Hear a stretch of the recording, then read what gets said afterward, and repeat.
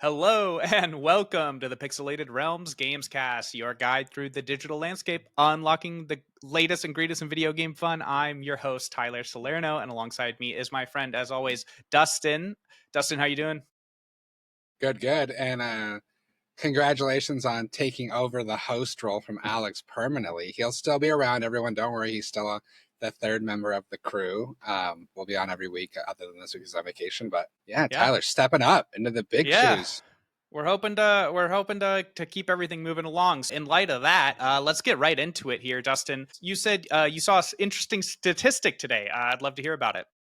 Yeah, definitely. So 7%, this is on gamesindustry.biz as a source, but they report on a study that 7% of the Steam library now has games marking that they're using generative AI in their development process, which I find extremely interesting because, I mean, granted, there are like hundreds of thousands of games on Steam. So if you think about it that way, like 7% is not a small That number, could be a right? small number of games, yeah. Like, no, I think it's a Or very not, sorry, large not a number of small games. number, but the Yeah. point is maybe not impactful games was what I was looking for. Yeah. Well, the thing that I haven't read the whole article yet, but I'm going to assume a lot of that are very small indies, right? Like solo developers, people, or maybe like very small 2 to 3 person teams that just don't have the capacity to create assets for every one of the characters or whatever they're using the AI for.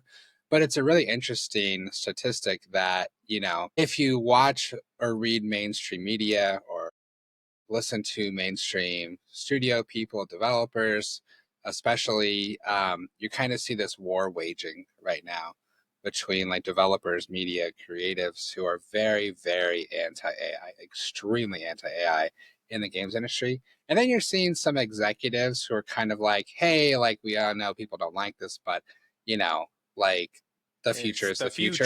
future. Yeah. Yeah, but it's interesting that you're very likely seeing smaller developers who just don't have a 50, 100, 200 person team like leveraging AI to be able to come out with their games. So you're obviously seeing that in being embraced by smaller developers that either just don't have the bandwidth or don't have the resources to create unique assets on their own.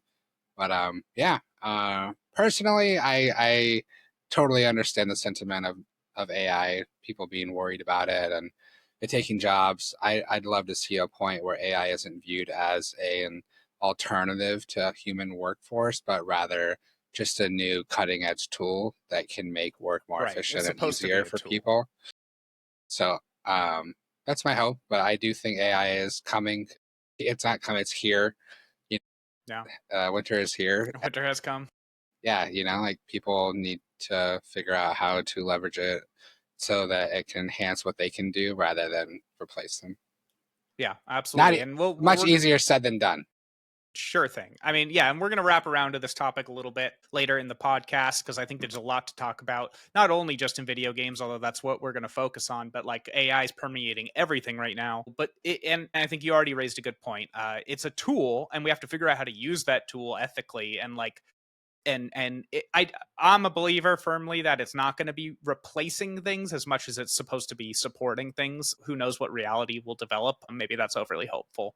Yeah, and I Um, I know there's one other crazy topic, and this has been a topic that's been in the I mean, just around the last few years, as we've seen like games go offline and people being upset about it. But you're actually finally seeing a movement behind it called Stop Killing Games. But I know you've been reading into that. What's going on with that? Yeah. I want to talk about Stop Killing Games. So, if you've been watching the news recently, let's just start from the beginning here. So, Start Killing Games is an initiative it's fairly recent. It's a initiative that was actually like essentially spurred on due to Ubisoft removing The Crew, it's a racing game, from their library. And so those people who bought that game can no longer play it because the servers are no longer online. So this created this kind of concern of like, hey, there's this like planned obsolescence of games now, and like consumers' rights are being violated. So Stop Killing Games has been created to center around that. And I'll even just read it straight from their webpage because I think that's like kind of the best way to do it. Stop Killing Games is a consumer movement started to challenge the legality of publishers destroying the video games they have sold to customers. An increasing number of video games are sold effectively as goods, with no stated expiration date, but designed to be completely unplayable as soon as support from the publisher has ended. This practice, a form of planned obsolescence, is not only detrimental to customers, but makes preservation effectively impossible. Furthermore, the legality of this practice is largely untested in many countries. And it goes on a little bit here, but essentially, what they've been in the news for recently is very recently is there was a anonymous complaint submitted to the EU regarding this petition, and they are saying that essentially the guy who has donated his time and effort to this campaign should count as like campaign funding or something. It's kind of like one of those, it sounds such like a bullshit thing. Like they're basically saying like because they've had volunteers to put their time into this that it should be considered like a financed like petition or something like that. It's really really silly. It Like just a seems like super the PAC. industry, yeah, it's like the industry is trying to stop him. It definitely seems like it. Very famously, also, I know Pirate Software has been in the Reddit news, so to speak, the internet news, because he was opposed to Stop Killing Games. So yeah, Well, it's not I don't like know. this has been going on for a long time, right? Yeah, this is like the not crew new is if you're an old well, timer. like the crew is not the first game. And it won't be the last. I mean, like I'm looking right here, like Bad Company, Battlefield 3, Crisis, Dead But Space, Mag is The another Day one. A Before, game you can't Babylon's play anymore is what Fall, we're talking about here, The folks. Matrix Online. These are all games that were like The Matrix Online alive. existed. Yeah, that were, and some of these are not just, well, they're all online required games, right? And that's how they're able to shut down because they're essentially shutting down the servers that support But it these is games. not exclusive to only online games. Certain games, they can shut down the servers that you need to log into the game to play them, even single player. So it's not just a problem for online games. And I think that's where the issue is definitely easier to understand. Yeah, I can understand the sentiment for sure. I do think the way that games are built in today's market, especially like live service and that everything is built, nothing's isolated anymore, right? Like games before N64, you you only LAN, local multiplayer, you're basically playing on your own device that's not connected to the internet anyway. So that's how these games have been able to last 30 years. But now since the internet basically is used in every facet of development, even for a single player game, because you're logging on to PlayStation online to still play or whatever it might be. All that does take resources. Maybe not a lot of Yeah. resources, but it does take some. So these companies are having to weigh the pros and cons of like paying however much amount of money to keep this thing online when maybe there's only 100 people playing. I don't know. I have no idea how many players. It's just a totally fabricated number, but I mean, and Yeah, they're absolutely. spending money or employee time or whatever it might be to keep these things running for such a small fraction amount of people that can then could be transitioning to more important work. So I get it. I get why these things would shut down over time. I agree with the Ubisoft CEO that, nothing lasts for eternity or whatever he said.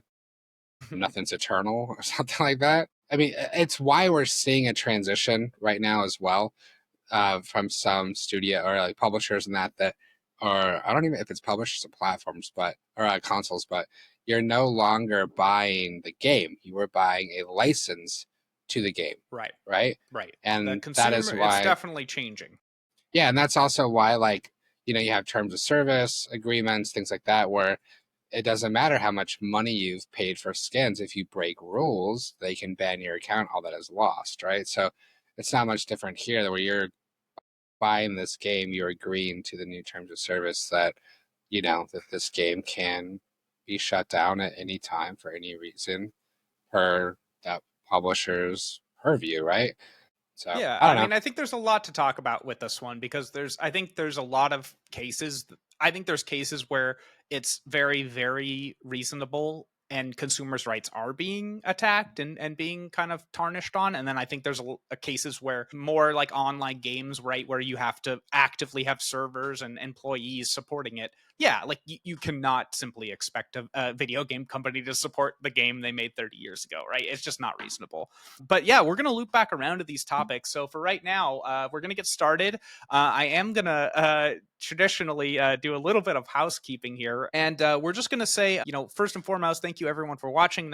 That now that we're back and up and running, we're trying to post more every day. We're also trying to stream a lot, so please look out for our YouTube and Twitch streams. It's usually just me and a combination of fun folks who are playing games for fun. So I'd really appreciate it if you tuned in. Additionally, you can absolutely, we would love if you would go ahead and ask us questions that we can air at the end of the show. We will answer your questions. It's usually the last thing we do before we sign off on the day. To do that, you can go to pixelatedrealms.org/ask. However, I'm going to mix it up today, and we're actually going to say our preferred place for you to go ahead and submit those questions is, I'm not going to say our preferred place. I should say an additional place is in the YouTube comments. So if you are watching this on YouTube, please go ahead and go down there. If you have any questions, throw us a comment. We really want that engagement. We'd love to talk to you and hear what you have to say. And of course, we will feature it on the next episode. So with all that being said, we're just going to hit the ground running here with our casual question of what have you been playing, Dustin? What's life been up to?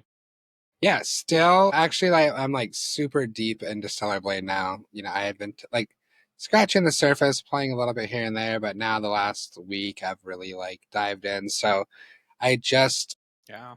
completed the Wastelands. So you start in Edios 7 in the game basically, which is a part of a city. I was about Well, to say that. Is actually, that the demo you kind of land and you fight this big battle, and then but like once you get through that, or like that kind of intro, then you go through Edios 7, which is like the first district of a city, and then you end up meeting like a person, you save a person, and then you fly to Zion, very original, named as Zion, same thing as Zion? Matrix. Yeah. What doesn't have a Zion? Yeah, and then from there you go out to the Wasteland area, which is kind of like right outside the city. So I've just completed the Wasteland, and then I can kind of tell how into a game I am by like how quickly I want to do the main story versus the side quests. I feel like I'm sitting Yeah. really low. That always happens. I like slouch. But yeah, so like there's a lot of side quests in Stellar Blade you can do, like missions from people in Zion. There's like a bulletin board also that have like missions, which is really cool kind of fun fact or fun feature. So there's Mm-hmm. tons of missions that you can do, right? And like you can complete them as you go, but the game will auto reject some of the missions. Like one of the missions it doesn't allow you to accept because like Eve just makes the decision that she doesn't want to do it Why? because like one like it's from like a junkie who's like wants you to like get him drugs Oh and she's just like nah dog. my gosh. And They then just put there's it in like there for fun. yeah, and then there was another one too. I forgot what it was, but she's like, no, I'm not. That's like too messy. I'm not getting into that drama. So it's kind of funny. So there's been 2 out of like 20 so far that she just auto rejects because she's like, it's not I'm morally. too good for Her, this. yeah, like because like she's like a good like positioned as like a good person. So she's like, I'm not gonna Yeah. help someone like feed their habit. But yeah, so I've completed all the Zion quests that I'm able to do. I completed all the Wasteland quests, and then I went back and like on the bulletin board it gives you some Edios 7 quests that you need to go back and do. And so I've done all those quests. I just finished the last one right before we jumped on for recording, and now I get to go to a new area next. So yeah, again, like it's kind of how I judge if I'm enjoying it because I'm like You prolonging want to do the the little one. Yeah. yeah, I'm prolonging The the little quests. experience by like doing all the little side missions. I actually just bought a new outfit for Eve and with some of my Vitacoins or whatever, Bitcoins. And but it's not showing up in my inventory. And I'm like, what the fuck? Where's my outfit? Um, and so You I don't even like know what it looks like? no, it shows you, and then you like basically buy it with your coins, and then it's supposed to just pop up in your inventory, but it's not. And so I don't know, like I'm gonna restart the game and see if it pops up. Um, but yeah, I was like, damn it, this is like her sluttiest one yet. Oh my gosh. I mean, I thought it couldn't get worse than the first ones you were telling us about. Oh no. I know. This is probably one of the worst ones. Not like worse. It's actually like more tame. It's just like her in a bathing suit. But the other ones As are opposed to a worse. skin suit, of course. Yeah.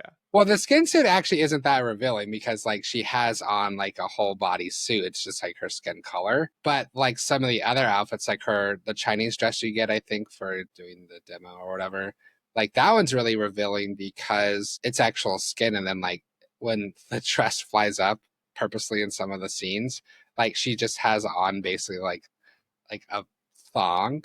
And so like, Oh that's my like more gosh. revealing than like the bikini outfits. So blatant. Yeah, I mean, look, they know their audience, not every game. Like I am totally in the category of play what you love. Like you can like a game like Stellar Blade that has like protagonist who is Yeah, but it's basically also like a combat watching. game, right? Yeah, yeah. Well, Like, what I yeah. mean is like, you're basically watching like an anime character, right? Like Nami is Yeah. basically in this game, like very well endowed woman who like flaunts it, And you could play a different game that has characters who aren't like that, and you can love both equally. So let your degenerate side shine sometimes, and then be your advocate other times. Well, what do you think? Do you like the combat? Like, how has that been folding out? I remember you saying there was a lot of combos and you were like trying to get a hold of them. I've still just kind of leveraging the same ones. I have got better at kind of dodging and parrying. I've been upgrading my skills tree a lot in the game too. There's like some skills you can do that like make it a little bit easier. So I think gives you more Oh, I see. leeway in terms of your timing, which helps. They also introduced like now in the game like your drone can turn into like a gun. And so like you get like shotgun shells, Cool. explosive rounds, slugs. So that's a little beneficial in some of like the alpha and nativa fights, and that's like the big baddies that you run into, like the boss fights basically. Yeah, there was like one that I was doing, and the shotgun shells. Each of the bosses have like basically five shield bars, or like five parts of a shield bar, and one shotgun shell shot will knock off 1/5 of the shield bar. So Hmm. yeah, I got the guy. Like, dude, I haven't one shot any boss. Like, they've been like very challenging, even on story mode. And yeah, like I got him like Even down, on and I was story like, mode. Wow. even on story mode, dude, it's still pretty challenging on the Alpha Nativa fights, you know. But yeah, I got him like super low, and then I just took out the shotgun from range, and I was like, bah, bah, bah, bah, bah, bah, bah, and like unloaded like 12 shots on him and killed him. I was like, fuck yeah, fuck you. Because I did. I did it. The super frustrating thing about that fight was like you kind of almost need, because you get a new weapon kind of thing, and then like of Okay. course like the next fight like it kind of wants you to leverage it a little bit. Yeah, they always like But give you an item and then want you to use it. Yeah. yeah, but the In problem is like any game. this fight is like down in this pit you have to climb down into, and so like Mm. when you die, you respawn at the bottom of the pit. Basically, you can like just start the fight. But like if you don't get your shells back, so like if you don't win on that fight, like you got to climb all the way out of the pit, go to like a fucking supply camp, buy ammo again, go back down.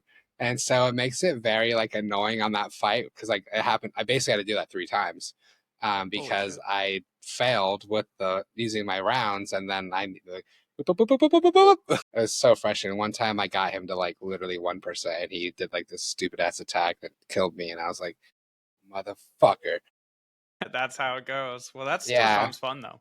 Yeah, and it's a cool part of like, obviously like it's as people said when the game came out, it's very near automata. So it's very like hack and slash, like challenging. I'd say it's actually more challenging combat than Mm. near. One Okay. thing about Nier that was really cool was you could, I guess you can actually do this in this too, but in Nier, if you turn the difficulty level way down, like it was like really easy. And I had to do that one time because I fucked up a fight and I went into the fight without potions and I just couldn't do it. So I had to turn down the difficulty in real time. So you can turn down the difficulty in real time. But like I said, even on story mode, it can be a little tricky. So I'd say that the combat is more challenging than Nier. The music is really good. I'd still say it's better though. And in Nier, I think Nier's music is better. But both sexy characters that I'm totally all about it. Well, I've Yeah. been playing a game surprisingly. I think you would also kind of dig. Do you know what it is? Is it the Forest 2 thing? No, I've Okay, been what is it? playing. It's like I don't. It's too ridiculous. Is it It's Goddess of Victory, called Nikki? Uma Musume Uma Pretty Musume. Derby, and it is a phone getcha game, newly released. I'm not joking. Where you train. Uma Musume literally means horse girl, and so you train up these horse girl like Pokemon Tamagotchis basically, and you race them against each other, and you like develop like this whole career with them. I And was I'm wondering because I really seen that you honestly did this enjoying it. stream, and I was like, "What the fuck is Yes, this horse race girls? Like, what does it this is. title even mean?" It is so silly, and I honestly just downloaded it because I thought it would be fun to like stream, and I found myself like actually playing it a little bit. It's so funny. Have you So spent money? basically, no, absolutely not. I'm sure it'll stop being fun once that I You get to hit the that point. paywall, But like, like the let me okay to win. explain kind of how this game works. At its very core, you open up loot boxes that give you these horse girls, right? And you're just like any gacha game, you're trying to like upgrade them, and you need more of them to upgrade to more higher stars. Like it's the same formula as far as that goes. So, are the And you girls the jockeys, or are they the like girls are the horses and they run the race. Just but they don't look like horses. They look like girls. But they have tails and ears okay, like horses. okay? I'm looking at pictures And right now. and here's the catch. Here's the catch. Every one of these characters, at least this is my understanding, is an actual real life horse who races in Japanese horse races. So you can actually find these horses in real life. So one of the characters is named Haru. Haru is a real life horse, and the owner set it up so you could send Haru money. So you could send Haru like grass basically, and you could pay like $40 or whatever internationally and send this horse some grass. So fantastic. Yeah, so the way this game works is like you enter this career mode with your chosen character, right? And you have like X amount of days until you're entered into this like horse school. You have all these like kind of relationships and things, kind of like a text, like dating sim, kind of not dating sim, but you know what I mean, like a relationship sim where there's like talking and stuff. But while you're doing that, you're training up your character, and like you get to choose which stats you train, you get to choose what races they compete in, what skills they adopt, and that all plays out when you go to race them against these other horse girls. And there's like it's kind of fun because you're like sitting there designing it, and it's like, okay, this skill gets me a better start, or I have better passing in the midfield, or this skill, when someone passes her right before the finish, she gets a boost. And so you sit there and you try to like develop the stats and skills to win the championship. And if you don't, well, if you don't meet their objectives, you just lose the campaign, and her career is over. So, It's funny flu. enough, Yes. like, let's see. I like Low Key Geeks. It's like a waifu clothing brand. If people haven't heard of it before, who listen here and heard me talk about it in the past. So they actually dropped a gold ship like T-shirt, That is like one of the not horse this past girls. Friday, but 2 Fridays ago, and I actually looked it up, and it was like I looked it up, and then it showed a picture of a real horse, and I was like, the fuck? I was like, what What? is this? Because like usually Loki See? Geeks, they'll drop a character and I'm like, oh, I don't know what anime this is from or whatever. So I'll like look up the name and then it was a real horse and I was like, what the fuck? That's weird. What I was is like, going on? yeah, I was Yeah. like, what is No. happening? And then I saw Uma Musume and I think I just thought it Yeah. was like a weird anime. Yeah. But Yeah. yeah, now I know that But it's that's not the case. It's actually a game here. I sent you It's the a link phone to the. getcha game also on your PC. And honestly, it's surprisingly put together. It's surprisingly put together for a getcha game. Like it's funny. Oh, I don't have Instagram, so it won't let me in. Oh, Yeah, so it's definitely a surprise. I mean, I think this is going to be one of those games though where like I'm going to hit a wall where it stops giving you all the free tokens, and then it's like you have to pay, and then I'm going to be like absolutely not. So, we'll see how long it lasts, but yeah. I'm pleasantly surprised actually with how put together it is. How many hours do you got into it so far? Like 6 or 7. That's not bad. That's not bad for like not hitting that wall because I remember like playing. So I don't play a lot of mobile games, but like I remember playing Clash Royale, like when it came Yeah, out years ago, and I I think it do was remember like when that came out. around 11, like around level like 11 or 12, which you can hit pretty quick. It was within like maybe 2 hours, and then like you could really start feeling that you needed to start paying Yeah, to get your deck good enough to beat those levels. to be So yeah, competitive. Yeah. getting 6 hours and you still haven't hit that. That's fucking solid.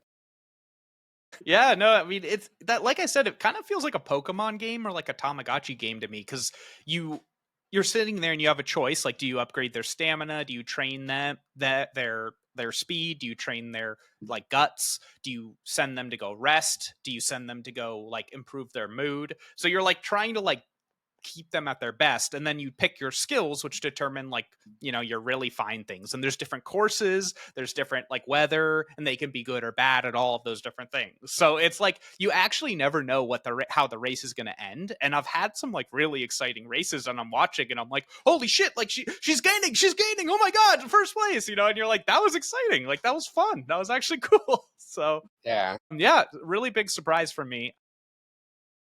All Yeah, the and characters I'll actually look pretty different too. I mean, other than like Yeah, they these don't. two right in They the all have middle, they both have. storylines and they all have their own dreams and aspirations. And it's funny, Haru is like the It's just only winning one the who Triple doesn't care Crown, about winning.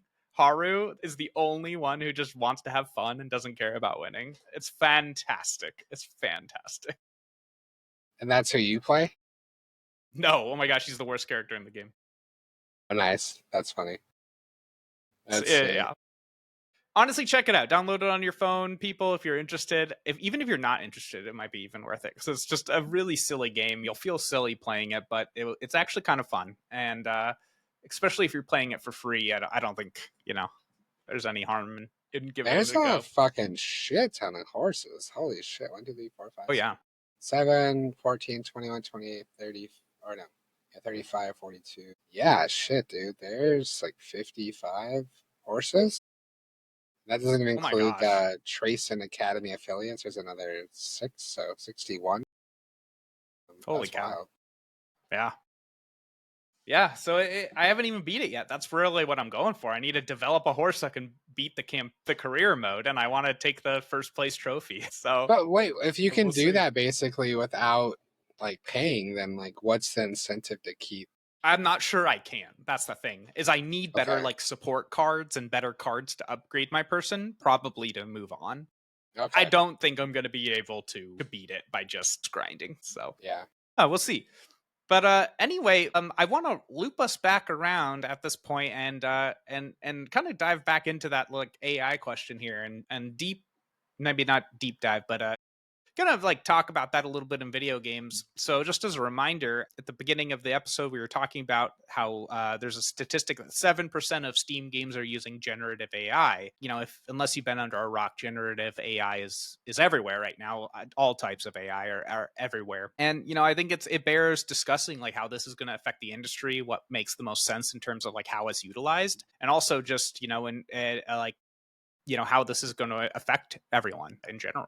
Yeah. And to take it a step further too on generative AI, basically what is happening in game development, and not just in game development in general, is you'll say like you'll have this AI generator and you'll tell it, I want a girl character who, looks anime esque, who has big boobs and has horse ears and like who has a blue outfit, and you'll put that in, you'll hit enter, and then boop, this character will pop up on your screen, and that becomes an asset that you're able to insert into your game. And obviously, it takes some level of coding and like integration, things like it's not just like one, two, but it allows you to not have to sit there and design this character on your own. It just allows you to, yeah, you don't have to hire an artist, you don't have to wait.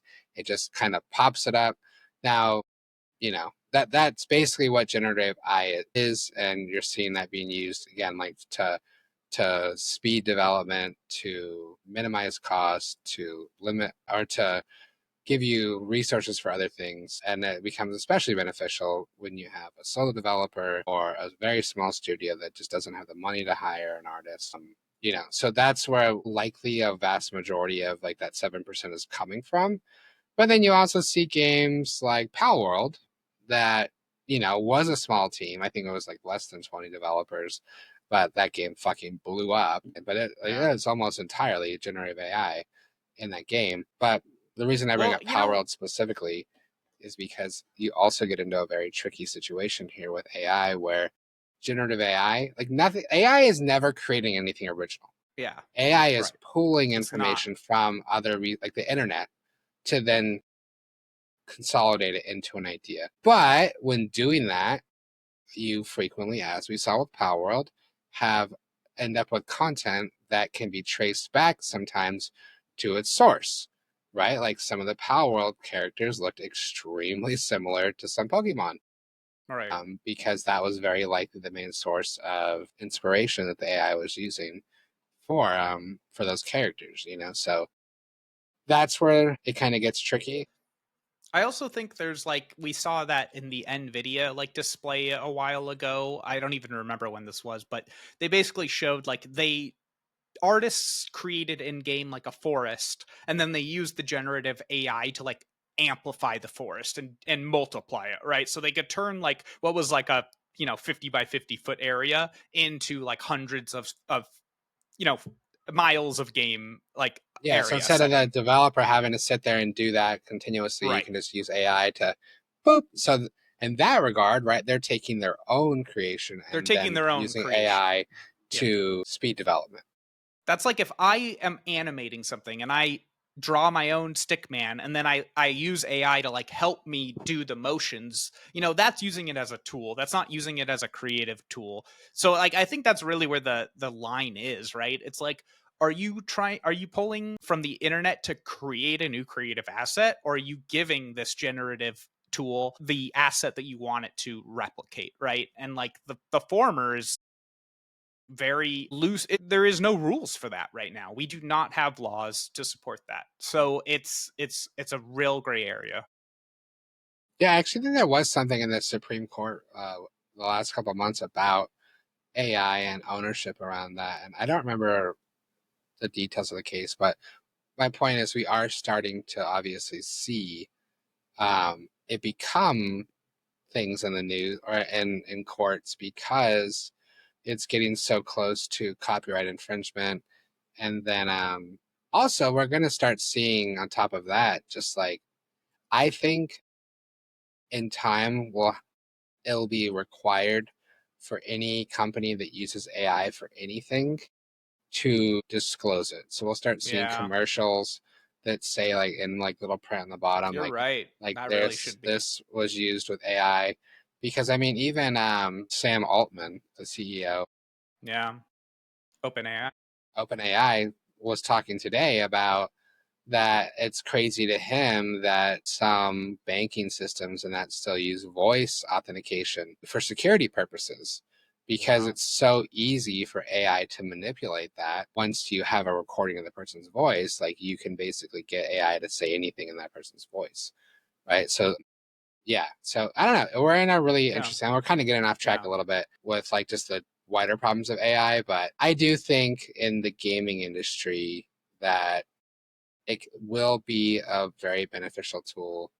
I think it will help a lot more people than it will hurt in time. I just think it's a brave new world, and Yeah. people, like to quote, oh, shit, what's his first name? Hold on, hold on. Falcone. I don't remember what his first name Carmen is. Falcone. Carmen Falcone. Okay. People are always afraid of what they don't understand. Okay. And right now, we don't truly understand the implications of AI, what it will do, and what's its capable potential. And so, because of that, there's a lot of fear about the havoc it will wreak on society. Yeah. And with that being said, I'm sure we will see even worse things that we can imagine and even more great things than we can imagine. So it's going to be both, and that's There's just going to be a part of lot of life. horrible shit. I mean, like, look at like just what we've seen, not even with AI. I think this is like pre-AI, but with like deep fakes, Yeah. and now with Right. AI, like that could go. So I that scares the shit of me for people, like, obviously I don't think I have anything to worry about there, like, but like revenge porn and just Just, I mean, the I mean, there's a lot of society things you now could is do. growing up with AI. It's kind of like we look and we see our parents on Facebook and we're like, Mom, that's so Right. clearly fake. Like, if Right. you post that thing on Facebook, it doesn't opt you out of them being able to use your information. It's bullshit. And for us, like, that's so obvious because we grew up on those platforms. But we're going to be the boomers, maybe, or Yeah. maybe like we're okay, but like the 50-year-olds right now, they're gonna be the people who are just getting like eaten for breakfast by AI. But then it's like the people who are like in It's their already like happening. 10 to 20, like they'll be fine because they're gonna be able to recognize it. Hopefully. But I do think we'll see some consumer protection laws very soon about like having to disclose AI, um, and its use even more, uh, like, for like, I don't know, loudly, like, for lack of a better term. Yeah, we just need it. Just needs some kind of legal, like there needs to be laws, right? There needs to be boundaries for a new tool like this. But yeah, I'm gonna let's wrap up the AI talk for now. Let's transition back over to talking about stop killing games for a little bit before we go to our questions here and end up the episode.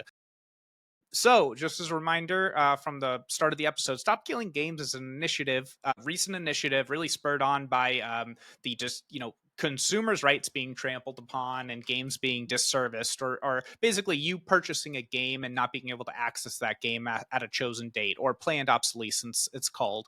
Really the two sides of this coin are, you know, these companies need to invest time, money, and effort into keeping these services going. And then the other side of this is, the consumers are being sold a product that we're being told we should have access to, for that we should have access to is the argument. And the reality is that's just not the case if they can just cut the servers, at any time. So let's loop back around to that conversation. Dustin, what were They you? just they consumers just need to stop being candy asses. Like it's just a natural thing. Like, look at, like, I'm sorry, your game that's even 7 years old, you can't play it anymore. Like, I'm sorry. Like, you're spending $60 back then, maybe now 70. Like, this isn't meant to be this lifelong asset that you're purchasing. Like, it's a game, it becomes obsolete, takes resources to maintain, and No, I'm not you sure I know, agree on all accounts. I think if we're talking about an online serviced game, it's completely understandable in my book, right? Like Ultima Online or whatever. I don't expect some old MMO to be running because that does take time, money, and effort. However, if we're talking like I bought Red Dead Redemption and somehow 20 years from now, goes out of business. I don't know why, but they go out of business, am I no longer going to be able to legally play Red Dead Redemption, right? I think I should be able to. I purchased the game, right? It's not a game that they need a service. They're not updating it. It's just a disc. But, if that's they not can revoke necessarily my true, access. because Red Dead Redemption, I know, did receive like day one patches and all the like different things like that. So you could argue that like over time, like those updates have already been installed on your game, and you're not looking for new updates. You just want the game as it was when the server Even shut if it was down. 1.0 right out of the box. You know what I mean? I'm just Yeah, saying, like, basically, and I think there's a bit of transitionary period that's really causing this tension, right? And it kind of goes back to what we were saying with AI, where there's just no legal like rules to dictate how this goes. And I think that's kind of that's why Stop Killing Games exists. They're asking them to create rules regarding this. I don't expect this is going to succeed in the United States. They said as much in their website. They said they submitted, basically a recommendation to take a look into like making these laws, and they got no response as they anticipated, certainly not from this administration. So yeah, I just think it's one of those things, right, where it's like a video game used to be just a product that you received, right, and you there was no changing it. A Nintendo 64 cartridge was a cartridge. You got it, you went home, right? But now that is not the reality, right? Now every game has a certain aspect that is tied to online, even if it's single player or not. I'm not necessarily refuting that or saying it's wrong. I just think that there should be not, I guess this almost loops back to not every game should be a live service game, right? There's a world where like there should be a world where you could still just produce a game, pay for it, and like play it, just like you do with a book or like a DVD, right? Like they can't take my access away from a DVD, you know? So I I don't think know, that's where a maybe lot of people because get, HPE has this fucking weird ass system right now. It's called HP Ink for your printer. And like I installed my fucking ink cartridge and it can actually tell if it's a HP ink cartridge. And if it is, you have to have a subscription service for that cartridge to work. So even if I was subscribed when oh, that I even when I even if I was subscribed when I got the cartridge, if I wasn't out of ink yet and then I canceled and then installed it, those cartridges won't work.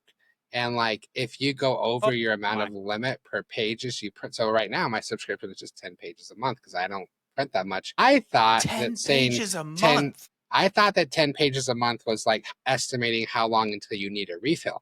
But no, if you print more than 10 pages a month, your fucking cartridges of ink No, will not work.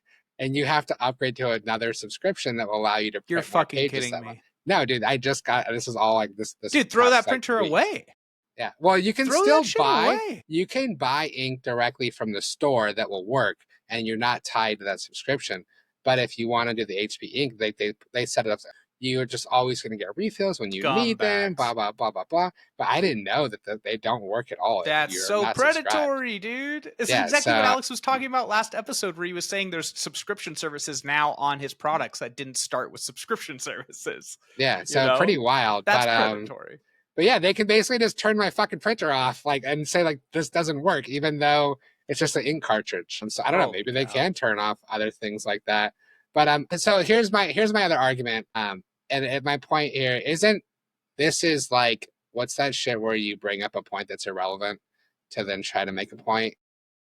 That's one of the fallacies. I don't remember Yeah, now. it's some fallacy. So I'm gonna do that right now. But that's not an argument. That means it's not an argument. No, but it's not. But I'm gonna say it anyways. Okay, so you're not doing a fallacy. No, it is. It's a total fallacy. But my what I was gonna A say straw is man? Is that what the straw man argument? so people want to sit here and say that, oh, I should be able to access my game forever. But I guarantee you more, if not, or a lot, if not more people would equally say if the game came out and never received an update, it was purely offline, those people would have be up in arms and be like, why isn't my game getting updates? Why isn't this game Yeah. getting new content? It's Why it's isn't it the getting other this? side of the coin. Yeah. I think that's fair, right? It's basically like, okay, so fine, we don't update our games, right? And now Once you get it we're 10 years $70, you bought behind. it, Yeah. and now this is what it is. Like you get Right. 10-hour Right. experience This is after the that. copy you bought. Yeah. Yeah, like that game is done. You know, Yeah. so any like Yeah. fucking like But QA issues I with it, like those are yeah. there forever. Like this is just the thing. And I think you'd have an I don't even think more that's vocal group of people that'd be mad. yeah, I don't think that's a bad argument, to be honest. I don't think that's a bad argument. But yeah, we're actually going to wrap it up now. We're actually going to skip our question segment this week. We'll pick it back up next week, Ah, but please go ahead. Yes. So please go ahead and submit your questions to pixelatedrealms.org/ask. And also in the YouTube comments, we're really pushing for the YouTube comments because we want to get that engagement up. But comment or we'll thank you. find you and dox your information on the internet. Please don't do that. We won't find you, but we would love if you did comment. So we will see you all next time on the Pixelated Realms. Bye-bye.